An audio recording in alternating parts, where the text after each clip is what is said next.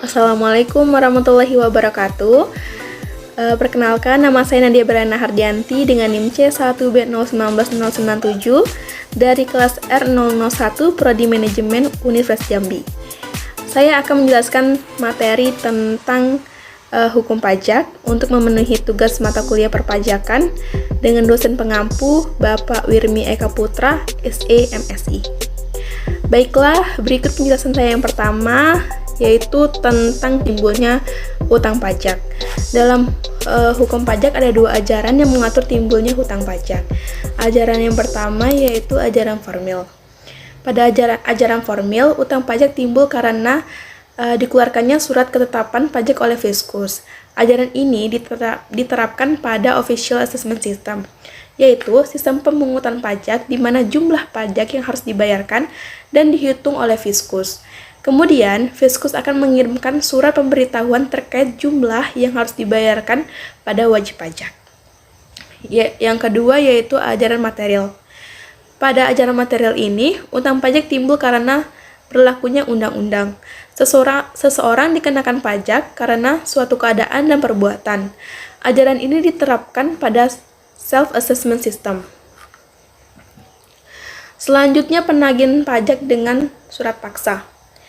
Pengertian surat paksa telah diatur dalam Pasal 1 Angka 12 Undang-Undang Nomor 19 Tahun 2000 tentang penagihan pajak dengan surat paksa yang berbunyi, surat paksa adalah surat perintah membayar utang pajak dan biaya penagihan pajak. Dalam melaksanakan penagihan pajak dengan surat paksa ini perlu diketahui dan dipahami beberapa pengertian yang ditetapkan dalam undang-undang antara lain. Yang pertama, penanggung pajak. Penanggung pajak adalah orang pribadi atau badan yang bertanggung jawab atas pembayaran pajak, termasuk wakil yang menjalankan hak dan kewajiban pajak menurut peraturan perundang-undangan pajak.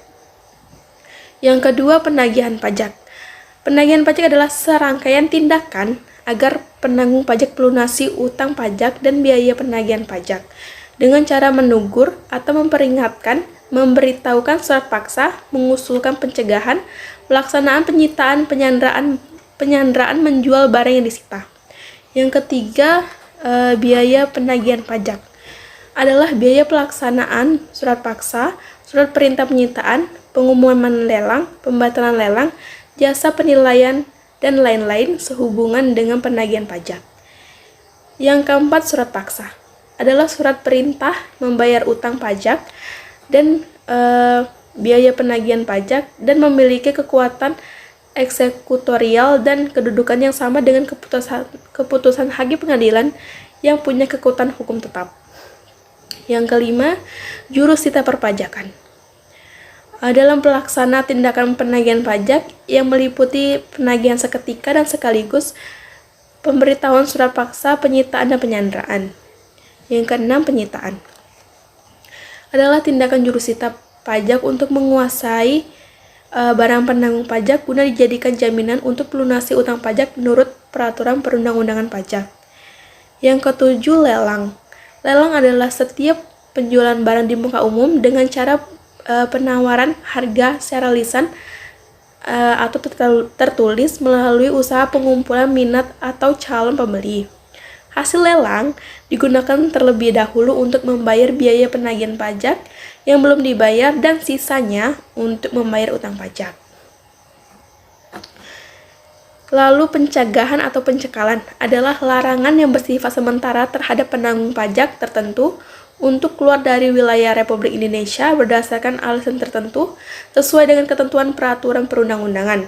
Pencekalan ini dilakukan terhadap penanggung pajak yang sekurang-kurangnya memiliki hutang pajak 100 juta dan pencekalan pajak paling lama 6 bulan dan dapat diperpanjang 6 bulan lagi. Yang terakhir yaitu penyanderaan adalah pengangkangan sementara waktu kebebasan penanggung pajak dengan menempatkan di tempat tertentu untuk utang pajak sekurang-kurangnya 100 juta dan diragukan itikat baiknya dalam melunasi hutang pajaknya. Lalu surat paksa diterbitkan apabila penanggung pajak tidak melunasi utang pajak dan kepadanya diterbitkan surat teguran atau surat peringatan.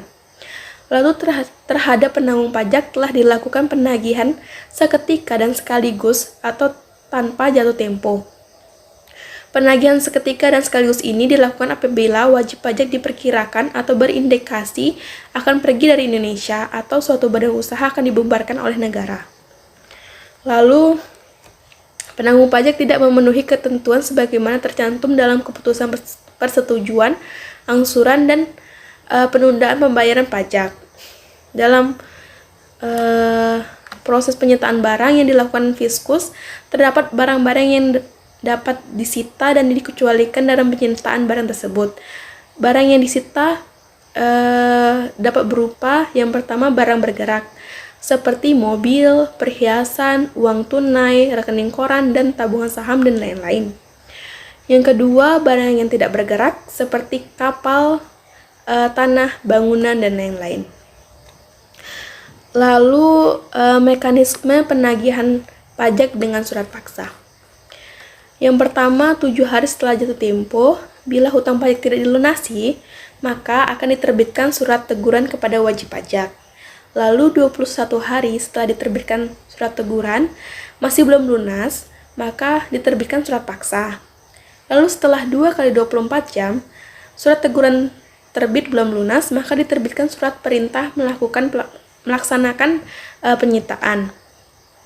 Selanjutnya, setelah 14 hari setelah melakukan tagihan dengan surat paksa belum lunas, maka diterbitkan surat-surat perintah untuk mengumumkan tentang pelelangan surat umum. Selanjutnya, 14 hari setelah pengumuman belum lunas, maka dikenakan sanksi berupa tindakan pelelangan di muka umum. Lalu bagi penunggak pajak lebih dari 100 juta belum melunasi hutang pajaknya karena hasil lelang lebih kecil dari hutang pajak, maka dapat dikenakan sanksi penjara sekurang-kurangnya 6 bulan dan dapat diperpanjang lagi selama 6 bulan. Penyanderaan tidak mengakibatkan hapusnya hutang pajak dan terhentinya pelaksanaan penagihan atau paham imperatif. Selanjutnya yaitu penghapusan hutang pajak. Hapusnya hutang pajak dapat terjadi karena beberapa hal, yaitu yang pertama pembayaran. Pembayaran hutang pajak akan dihapus apabila wajib pajak telah membayar hutang pajaknya. Dalam pembayaran pajak harus dilakukan dalam bentuk penyetoran uang ke tempat-tempat yang telah ditunjukkan oleh Menteri Keuangan dan bukan dalam bentuk barang. Yang kedua, kompensasi atau restitusi. Hukum pajak dapat dihapus apabila telah dilakukan kompensasi pembayaran antara kelebihan pembayaran pajak tahun lalu sebelumnya dengan hutang pajak. Lalu yang ketiga, kadaluarsa. Hutang pajak akan dihapus apabila telah habisnya masa penagihannya atau 10 tahun setelah SKPKB terbit.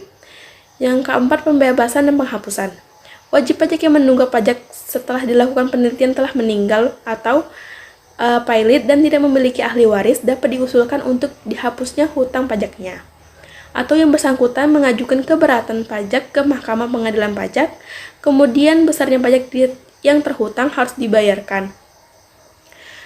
Yang kelima, penundaan penagihan. Setelah diterbitkan surat keputusan penundaan penagihan, berarti berakhirlah utang pajak, meskipun untuk sementara waktu. Yang keenam, pengecualian. Pengecualian di sini karena undang-undang sudah sejak semula sudah mengecualikan baik yang berkaitan dengan subjek maupun objek pajak. Subjek yang dikecualikan dalam pajak yaitu yang pertama Badan Perwakilan Negara Asing, lalu pejabat negara asing, organisasi internasional, pejabat perwakilan organisasi internasional. Lalu objek pajak yang dikecualikan yaitu bantuan atau sumbangan, hadiah, warisan, dan lain-lain. Karena dikecualikan tersebut, berarti berakhirlah utang pajak karena pengecualian. Baiklah, kesimpulan yang dapat saya ambil dari penjelasan di atas yaitu secara garis besar ada 2 ajaran atau 2 teori yang mengatur tentang timbulnya utang pajak, yaitu ajaran formil dan ajaran material. Penagihan dengan surat paksa dilakukan apabila jumlah tagihan pajak tidak atau kurang bayar sampai dengan tanggal jatuh tempo pembayaran, atau sampai dengan jatuh tempo penundaan pembayaran, atau tidak memenuhi angsuran pembayaran pajak. Lalu, untuk menghapus utang pajak tersebut, ada 6 alternatif yang dapat wajib pajak lakukan, yaitu yang meliputi yang pertama pembayaran, kompensasi, kadaluarsa, pembebasan penghapusan, penundaan penagihan, dan pengecualian. Baiklah, sekian penjelasan dari saya. Mohon maaf ada kekurangan yang saya sampaikan. Saya harap informasi yang saya sampaikan dapat berguna untuk teman-teman semua. Saya akhiri. Wassalamualaikum warahmatullahi wabarakatuh. Terima kasih.